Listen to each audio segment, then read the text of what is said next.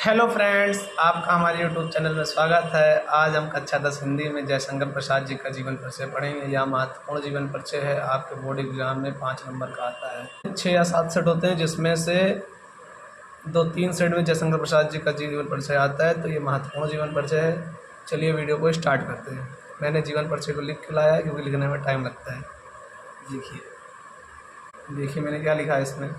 हिंदी साहित्य के महान कवि, नाटककार, कहानीकार एवं निबंधकार श्री जयशंकर प्रसाद जी का जन्म सन 1889 ईस्वी में काशी के प्रसिद्ध सुगनी साहू परिवार में हुआ था। तो हिंदी साहित्य के महान कवि, नाटककार, कहानीकार एवं निबंधकार श्री जयशंकर प्रसाद जी का जन्म सन 1889 ईस्वी में काशी के प्रसिद्ध सुगनी साहू परिवार में हुआ था। इनके पिता का नाम बाबू देवी प्रसाद तथा माता का नाम मुन्नी देवी था। इनके पिता का नाम क्या था? बाबू देवी प्रसाद, और माता का नाम मुन्नी देवी था। बचपन में ही इनकी माता पिता की मृत्यु हो गई थी। जयशंकर प्रसाद के माता पिता की मृत्यु बचपन में ही हो गई थी। इनकी प्रारंभिक शिक्षा घर पर ही हुई। इनकी शिक्षा दीक्षा का जो पन इनके बड़े भाई श्री शंभुनाथ जी ने किया। जब बचपन में ही इनकी माता पिता की जब मृत्यु हो गई, तो इनके भाई ने इनकी पढ़ाई में इनकी सहायता की। तो लगभग पहले पैराग्राफ में 6 या 7 लाइन लिखना चाहिए, और लगभग उसमें जन्म कब हुआ, माता का नाम, पिता का नाम, जन्म स्थान, और यही सब लिखा जाता है। जन्म कब हुआ, किस स्थान पे हुआ, माता का नाम, पिता का नाम, और थोड़ी शिक्षा उच्छा, बस इतना लिखा जाता है।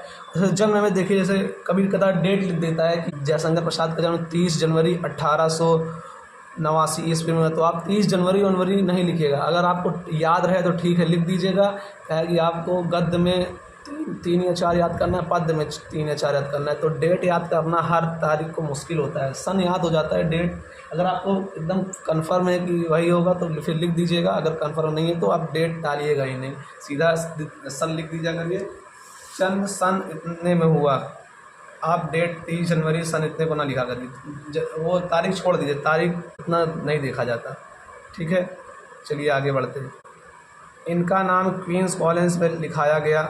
आज जयशंकर प्रसाद जी का जन्म, इनका नाम क्वींस कॉलेज में लिखाया गया, किंतु वहाँ इनका मन नहीं लगा और घर ही योग्य शिक्षकों से अंग्रेजी और संस्कृत का अध्ययन करने लगे।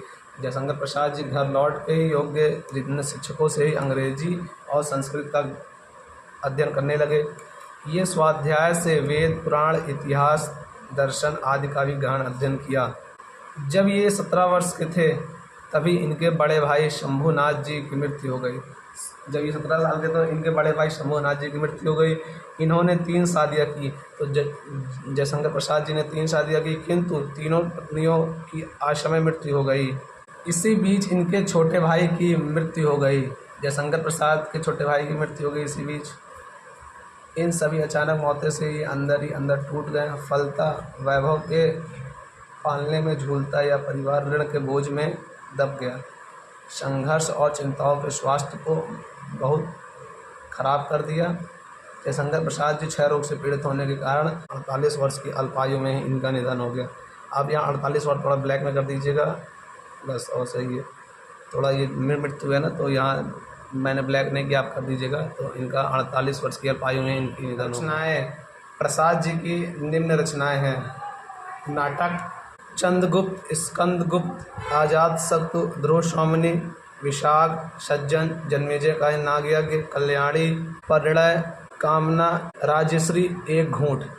नाटक, आपको नाटक में पेपर में जब आएगा तो आप 2 या 3 नाटक लिखिएगा। मैंने ढेर सारा क्यों लिखा दिया, जितने सारे थे मैंने सब लिखा दिया, क्योंकि आपके ऑब्जेक्टिव प्रश्न में भी आता है। तो आप एक जगह लिखे रहेंगे तो आपको पढ़ने में आसानी रहेगी। जैसे पेपर में है तो आप 2 या 3, जो आपको 2 या 3 याद हो वही लिख दीजिएगा। पूरा नहीं लिखिएगा, बस 2 या 3 बहुत है, 2 या 3 लिखिएगा। तो ये सब मैंने कह दिया कि ऑब्जेक्टिव, जैसे ऑब्जेक्टिव प्रश्न आता है कि जन्मेजय का नागयज्ञ किसकी रचना है, तो ये जयशंकर प्रसाद की रचना है। सज्जन किसकी रचना है, जयशंकर प्रसाद की है। कि एक जगह रहे, जब भी आप पढ़ें आप एक साथ पढ़ लीजिएगा, और जब भी पेपर में आए तो 2 या 3 ठो आप लिखिएगा, बस ज़्यादा नहीं। कहानी, आंधी, आकाशदीप, इंद्रजाल, छाया, प्रतिध्वनि। इनकी काव्य है कामायनी, झरना, लहर, आशु। ये आता है। कामायनी किसकी रचना है, जयशंकर प्रसाद की रचना। झरना किसकी है, लहर किसकी है, आंसू किसकी है, जयशंकर प्रसाद की है। जीवन परिचय में भी लिख दीजिएगा 2 या 3, और ऐसे आप याद रखिएगा। अगर आ गया ऑब्जेक्टिव में आ गया तो ठीक है, आप टिक मार देंगे तुरंत। उपन्यास में कंकाल तितली इरावती अपूर्ण इनकी उपन्यास है, और निबंध में काव्य कला तथा अन्य निबंध। बस यही थे। आप अगर पेपर में आए तो नाटक, कहानी, काव्य और उपन्यास 4 हेडिंग डालिएगा। नाटक में 2-3 लिख दीजिएगा, कहानी में 2-3, काव्य में 2-3 और उपन्यास में 2-3 लिख दीजिएगा। 3 ये पूरा लिख दीजिएगा, तीनों लिख दीजिएगा। और ये निबंध का ऑप्शन ना डालिएगा, ये मैंने लिखा दिया आपको, नॉलेज रहे, ये इसको छोड़ दीजिएगा। यही चारों डालिएगा और यही लिख दीजिएगा 2 या 3। सारा नहीं लिखिएगा, सारा मैंने इसलिए लिखा है कि एक जगह इकट्ठा रहेगा, कभी आप पढ़ेंगे तो ठीक रहेगा। जो ऑब्जेक्टिव क्वेश्चन आते हैं उनके लिए बढ़िया है, ठीक है। अगर आपको वीडियो अच्छी लगी तो वीडियो को लाइक करिए। अगर आप इस चैनल में नए हैं तो प्लीज़ चैनल को सब्सक्राइब करिए। Bye bye.